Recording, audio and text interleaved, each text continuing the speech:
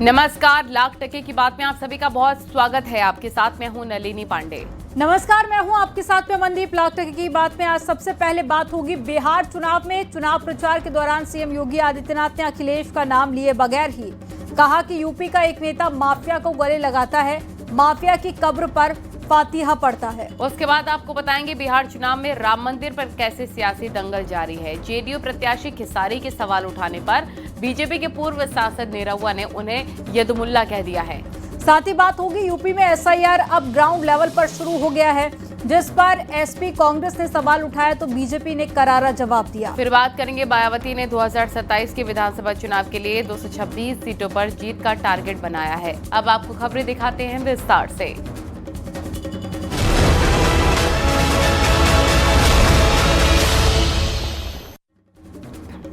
गोरखपुर में सीएम योगी आदित्यनाथ ने आज विकास कार्यों का स्थलीय निरीक्षण किया और सीएम योगी आदित्यनाथ सबसे पहले 6 लेन हाईवे का जायजा लेने के लिए पहुंचे और हाईवे पर कई अधूरे काम देखकर मुख्यमंत्री ने नाराजगी जताई। कई अधिकारियों को मुख्यमंत्री ने फटकार लगाई।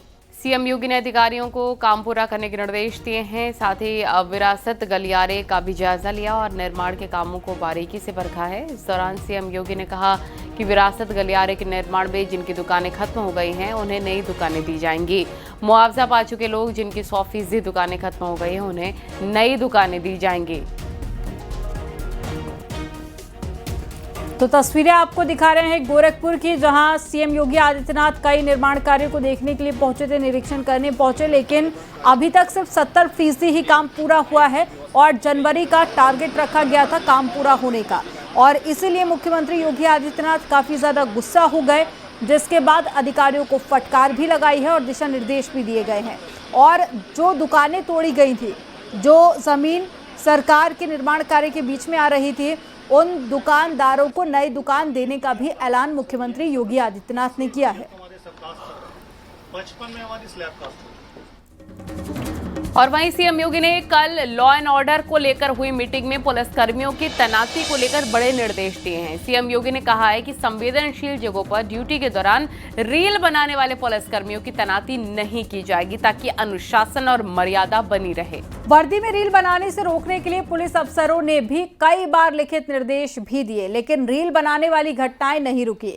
सीएम योगी आदित्यनाथ ने कानून व्यवस्था की बैठक में सीधे तौर पर आला अफसरों को निर्देश दिए हैं कि ऐसे रीलबाज पुलिसकर्मियों को संवेदनशील जगहों पर पोस्टिंग नहीं दी जाए। आदित्यनाथ ने बड़े निर्देश दिए हैं। सीधे तौर पर सीएम योगी ने कहा है कि जहां पर संवेदनशील जगह हो वहां जो तैनाती होती है पुलिसकर्मियों की, उसमें रीलबाज पुलिसकर्मियों की तैनाती न की जाए। जो सोशल मीडिया पर रील बनाते हैं तैनाती स्थल की जगहों पर, और इसके अलावा मुख्यमंत्री योगी आदित्यनाथ ने यह भी निर्देश दिया कि जो पुलिस का अनुशासन है, मर्यादाएं हैं, वो ना टूटे, ऐसे रीलबाज पुलिसकर्मियों की तैनाती न की जाए संवेदनशील जगहों पर। मुख्यमंत्री योगी आदित्यनाथ ने कानून व्यवस्था की बैठक में ये बड़े निर्देश दिए हैं। बिहार चुनाव में सीएम योगी आदित्यनाथ की रैली और रोड शो ने सियासी पारा काफी बढ़ा दिया है।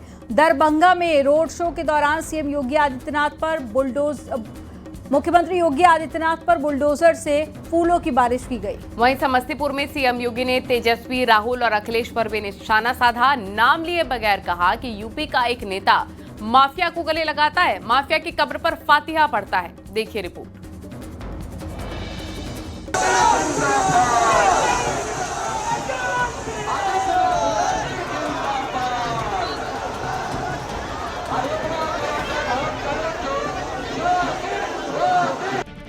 बिहार के चुनावी रण में सीएम योगी ने पहले चरण की वोटिंग के लिए ताबड़तोड़ प्रचार किया।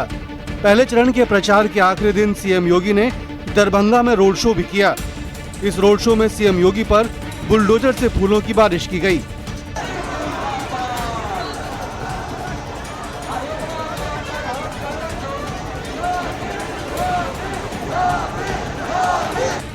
बिहार के समस्तीपुर के मोहिउद्दीन नगर में भी सीएम योगी ने चुनावी सभा को संबोधित किया। इस मौके पर सीएम योगी ने तेजस्वी, राहुल और अखिलेश पर जमकर हमला बोला।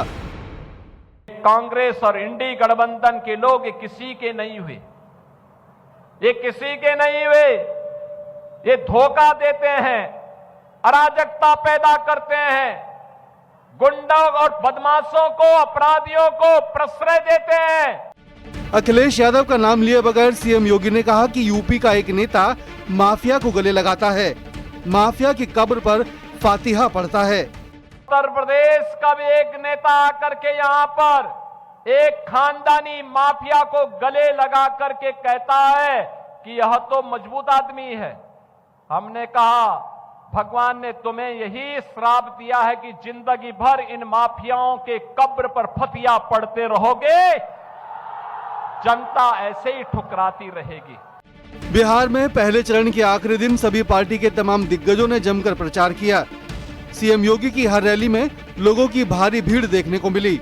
इस दौरान लोग बुलडोजर लेकर पहुंचे और उसी से सीएम योगी पर पुष्प वर्षा की गई। Bureau report, news 18, Uttar Pradesh, Uttarakhand.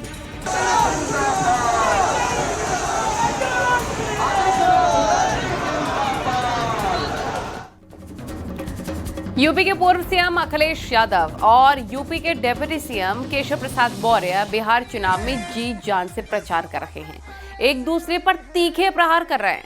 इसी बीच उनकी एक तस्वीर सामने आई है, इसमें वो दोनों एक साथ हंसते मुस्कुराते नजर आए। तस्वीर आज पटना एयरपोर्ट की बताई जा रही है, जहां पर दोनों का आमना सामना हो गया। दोनों मुस्कुराते हुए एयरपोर्ट से बाहर निकलते दिखाई दिए।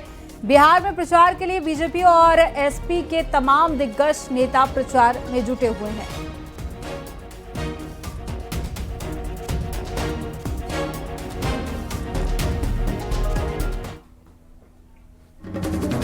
और भोजपुरी के दो दिग्गज एक्टर निरहुआ और खेसारी के बीच में जुबानी जंग तेज हो गई है। खेसारी ने जहां एक बार फिर से रोजगार से जोड़ते हुए राम मंदिर को लेकर सवाल उठाए हैं, वहीं निरहुआ ने खेसारी को यदुमुल्ला कह दिया है। निरहुआ ने कहा कि राम मंदिर निर्माण पर सवाल उठाने की खेसारी की हिम्मत कैसे हुई, देखिए रिपोर्ट।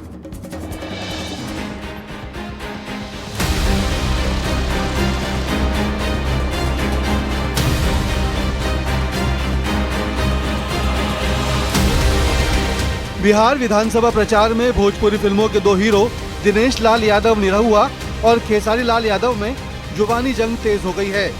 छपरा सीट से आरजेडी के उम्मीदवार और भोजपुरी अभिनेता खेसारी लाल यादव ने एक बार फिर राम मंदिर को लेकर बयान दिया है। आप राम मंदिर को लेकर ही वोट मांगते हो तो मैं मस्जिद पर टिप्पणी क्यों करूं?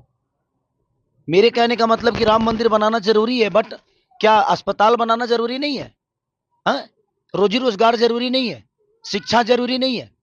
रोजी रोजगार के लिए ट्रम्प को वोट करने जाएंगे हम कि आप ही को करेंगे? आप ही को किए हैं।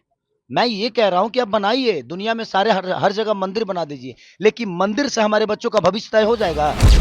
वहीं भोजपुरी अभिनेता और बीजेपी के पूर्व सांसद दिनेश लाल निरहुआ ने खेसारी लाल पर पलटवार किया है। निरहुआ ने कहा कि खेसारी की राम मंदिर पर सवाल उठाने की हिम्मत कैसे हुई। विरोध करना है तो भाजपा का विरोध करिए। आप चुनाव लड़ रहे हैं, आप नीतीश जी का विरोध करिए। आप जिस प्रत्याशी से लड़ रहे हैं उसका विरोध करिए।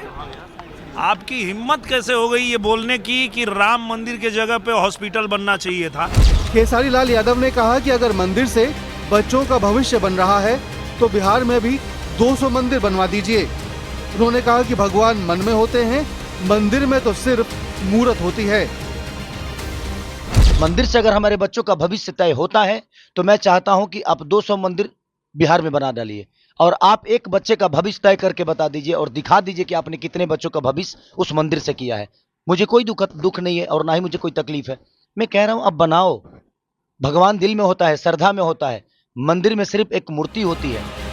निरहुआ ने खेसारी पर बड़ा हमला बोलते हुए उन्हें यदुमुल्ला कहा है।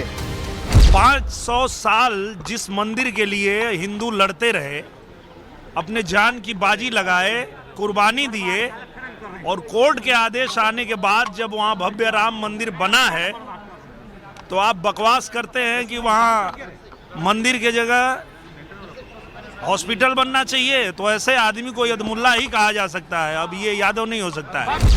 राम मंदिर पर खेसारी पहले भी बयानबाजी कर चुके हैं। ऐसे में फिर से सवाल उठाने पर बीजेपी ने भी करारा जवाब दिया है। Bureau report, news 18, Uttar Pradesh, Uttarakhand.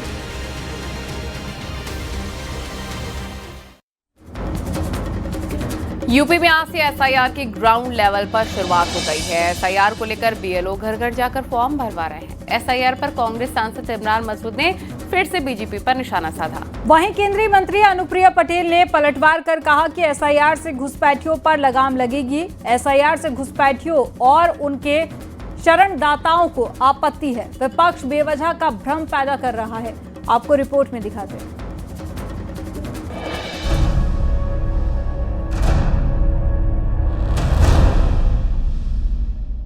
UP में अब ग्राउंड पर भी एसआईआर की प्रक्रिया शुरू हो गई है। बीएलओ घर घर जाकर मतदाता बनने के लिए फॉर्म भरवा रहे हैं।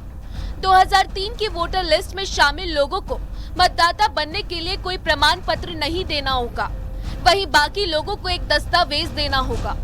एसआईआर को लेकर सहारनपुर से कांग्रेस सांसद इमरान मसूद ने एक बार फिर बीजेपी पर निशाना साधा है। देखिए, अभी तक बीएलओ के पास फॉर्म भी नहीं है। आप कौन से उसकी बात कर रहे हैं? ये सब लोगों को मताधिकार से वंचित करना है। दलितों को, पिछड़ों को, मुसलमानों को उनके मताधिकार से रोकना है। ये लंबी लड़ाई है और इस लड़ाई को हम लोग सड़क के ऊपर लड़ने का काम करेंगे। अब मैं लोगों से भी कहना चाहता हूँ कि लड़ करके अपने अधिकार के लिए आप लोगों को आगे आना पड़ेगा। आपका वोट देना संवैधानिक अधिकार है, उस अधिकार की रक्षा करना भी आपका दायित्व है। वहीं केंद्रीय मंत्री अनुप्रिया पटेल ने पलटवार कर कहा है कि एसआईआर से घुसपैठियों पर लगाम लगेगी। एसआईआर से घुसपैठियों और उनके शरणदाताओं को आपत्ति है। विपक्ष बेवजह का भ्रम पैदा कर रहा है।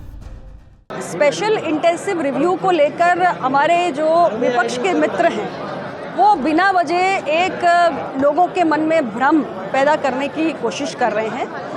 एसआईआर एक आवश्यक एक्सरसाइज है। चुनाव आयोग एक संवैधानिक बॉडी है और एसआईआर का जो उद्देश्य है वो महज इतना है कि जो भी फेक वोटर्स हैं उन्हें मतदाता सूची से बाहर करना है। बूथ लेवल ऑफिसर यानी बीएलओ 15 करोड़ 40 लाख वोटर्स के एड्रेस पर जाएंगे। बीएलओ वोटर्स को भरने के लिए 2 फॉर्म देंगे। एक फॉर्म वोटर से साइन करवाकर अपने पास रखेंगे। संपर्क नहीं होने पर बीएलओ एक एड्रेस पर 3 बार जाकर फॉर्म भरवाने की कोशिश करेंगे।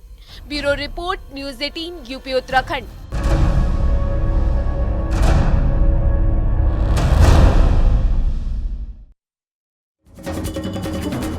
2027 के लिए बीएसपी ने नई रणनीति बनाई है। बीएसपी ने 2007 जैसी दमदार जीत के लिए 226 विधानसभा सीट पर फोकस करते हुए जीत का फॉर्मूला तय किया है। बीएसपी की आखिर क्या है स्पेशल तैयारी? मिशन 226 के पीछे बीएसपी का मकसद क्या है? कैसे अपने टारगेट को हासिल करेगी बीएसपी?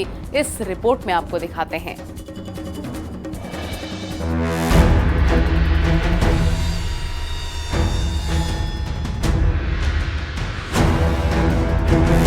बहुजन समाज पार्टी ने 2027 के विधानसभा चुनाव के लिए 226 सीटों का नारा दिया है। दरअसल बीएसपी ने अपने दलित, मुस्लिम और दूसरे जातीय समीकरण के आधार पर 226 विधानसभा सीटों का चयन किया है। बीएसपी को यकीन है कि इन सीटों पर वो आसानी से जीत सकती है। वहीं राजनीति के जानकार मानते हैं कि बीएसपी के लिए सबसे बड़ी चुनौती बेहतर कैंडिडेट का चुनाव है।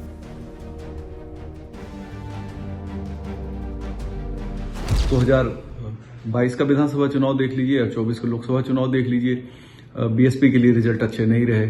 अब आकाश आनंद के लिए को आगे करके मायावती पीछे से स्ट्रेटजी बना रही हैं और कैसे कामयाबी हासिल करेंगी इसमें थोड़ा मुश्किलें हैं। लेकिन अगर वो सीट सिलेक्ट कर रही हैं कि 200 से ज्यादा सीटें वो सिलेक्ट कर लें और वहां पे ज्यादा फोकस करें, वहां भी इनको कैंडिडेट सबसे ज्यादा मुश्किल है।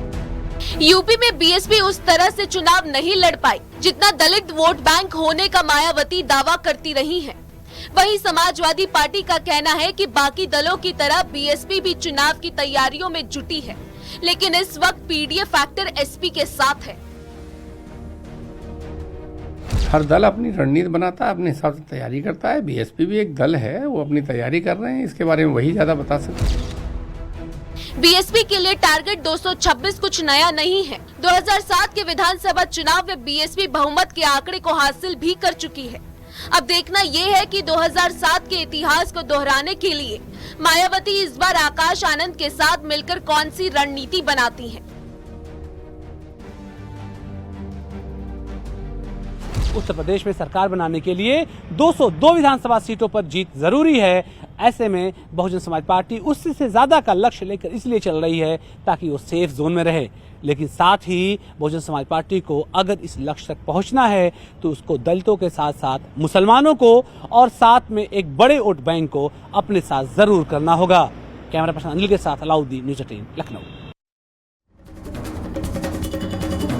सीएम योगी ने धान की कुटाई को लेकर बहुत बड़ा ऐलान किया है। सीएम योगी ने धान कुटाई पर राहत पैकेज देने का बड़ा ऐलान किया। मुख्यमंत्री योगी ने निर्देश दिए हैं कि चावल मिलों को नॉन हाइब्रिड धान कुटाई में 1% रिकवरी छूट दी गई है।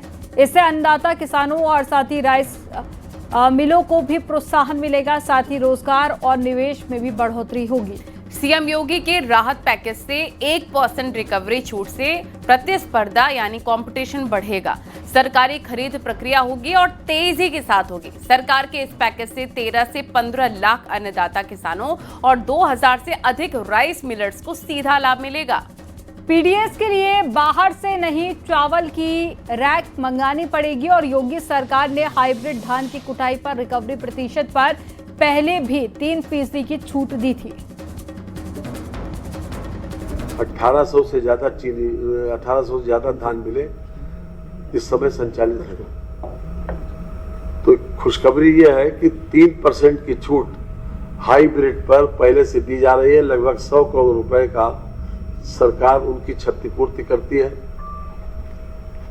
इस बार नया निर्णय सरकार ने यह लिया है कि जो मोटा धान है उस धान के ऊपर भी 1% की छूट सरकार देने जा रही है, जिससे हमारे किसान भी लाभान्वित होंगे कि उनका भाव बढ़ेगा और साथ साथ हमारे धान के मिल वाले वो भी उत्साहित होकर जो कूटने के लिए धान लेंगे उनको भी इस बात के लिए राहत मिलेगी। मुख्यमंत्री पुष्कर सिंह धामी ने विधानसभा में आरएसएस की तारीफ की और सीएम धामी ने कहा कि ये साल आरएसएस की शताब्दी वर्ष भी है। उन्होंने कहा कि जो भारत पहले गुलामी की मानसिकता से चलता था, आज अपने सांस्कृतिक मूल्य, परंपरा और वैज्ञानिक नजरिए से आगे बढ़ रहा है। ये संघ की ही देन है। सीएम धामी ने अपने संबोधन का समापन भी संघ के गीत के साथ ही किया। राष्ट्रीय स्वयंसेवक संघ की स्थापना का शताब्दी वर्ष भी है। राष्ट्रीय स्वयंसेवक संघ ने अपनी 100 वर्षों की तत्वमयी यात्रा के माध्यम से भारत में सांस्कृतिक पुनर्जागरण, सामाजिक समरसता, आत्मगौरव और राष्ट्रनिष्ठ सेवा की ऐसी दिव्य धारा प्रवाहित की है जिसने देश के कोने कोने में राष्ट्रीय चेतना के अखंड ज्योति को प्रज्वलित करने का काम किया है। जो भारत कभी गुलामों वाली मानसिकता से ग्रस्त था, आज अपने सांस्कृतिक मूल्यों, अपनी परंपराओं, अपने वैज्ञानिक दृष्टिकोण पर गर्व करता है। यह आत्मगौरव संघ की तपश्चर्या का परिणाम है। संघ की शाखा में गाए जाने वाले एक गीत की इन पंक्तियों के साथ मैं अपनी बात को समाप्त करता हूँ। ये उथल पुथल उत्ताल लहर पद से न डिगाने पाएगी, ये उथल पुथल उत्ताल लहर पद से न डिगाने पाएगी, पतवार चलाते जाएंगे मंजिल आएगी आएगी, मंजिल आएगी आएगी। धन्यवाद। आज प्रयागराज में नए सनातनी किन्नर अखाड़े का गठन हो गया है। किन्नर अखाड़े की महामंडलेश्वर स्वामी कौशल्यानंद गिरी उर्फ टीना मां ने सनातनी किन्नर अखाड़े का गठन किया। दरअसल किन्नर अखाड़ा अपने गठन के 10 साल बाद ही 2 फाड़ हो गया है। अब किन्नर अखाड़े से ही नया सनातनी किन्नर अखाड़ा बना दिया गया है। आपको रिपोर्ट में दिखाते हैं।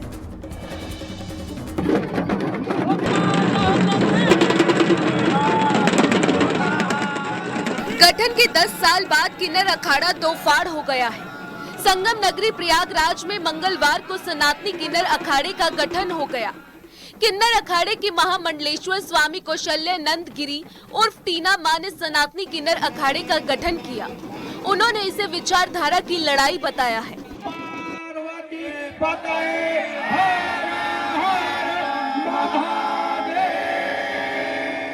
नया किन्नर अखाड़ा बनाया, सनातनी किन्नर अखाड़ा, और हमारा रास्ता अलग है, उनका रास्ता अलग है। सनातनी किन्नर अखाड़े के गठन से पहले टीना मां अपने शिष्यों के साथ संगम तट पर पहुंची। और वैदिक मंत्राचार्यों के साथ उनका अभिषेक कराया गया। इसके बाद पूरे विधि विधान से आचार्य महामंडलेश्वर के पद पर पट्टाभिषेक कराया गया। 2016 में जो किन्नर अखाड़ा बनाया था, सनातन धर्म के लिए बनाया था, किन्नरों के उत्थान के लिए बनाया था, और जो हमने एक विचारधारा बनाई थी उस विचारधारा के साथ हम चल रहे थे। आने वाले वक्त में विचारधारा हमारी बदलती रही और सनातन के लिए हमने सन्यास वगैरह सब कुछ लिया। जूना अखाड़े से सन्यास लिया, सन्यासी बने और एक सनातनी किन्नर अखाड़ा बना है। तो सन्यास हमने इसीलिए किया कि संतों को जोड़ा जाए। 13 अक्टूबर 2015 को उज्जैन में किन्नर अखाड़े का गठन हुआ। 2019 कुंभ में ही किन्नर अखाड़े ने जूना अखाड़ा से समझौता कर लिया। किन्नर अखाड़ा अभी भी जूना अखाड़े के साथ है। भारत में गौ माता को राष्ट्रमाता घोषित कराना और संस्कृत शिक्षा को बढ़ावा देना, ऐसे तमाम उद्देश्यों को लेकर अब यह सनातनी किन्नर अखाड़ा आगे बढ़ेगा। हालांकि इनका कहना है कि जो विश्व का सबसे बड़ा धार्मिक और आध्यात्मिक मेला होता है, संगम की धरती पर लगता है, उसमें से माघ मेला अब जनवरी 2026 में संगम की धरती पर लगने जा रहा है, जिसमें भी सनातनी किन्नर अखाड़ा अपनी धमाकेदार उपस्थिति दर्ज कराएगा। सर्वेश दुबे, न्यूज़ 18 प्रयागराज।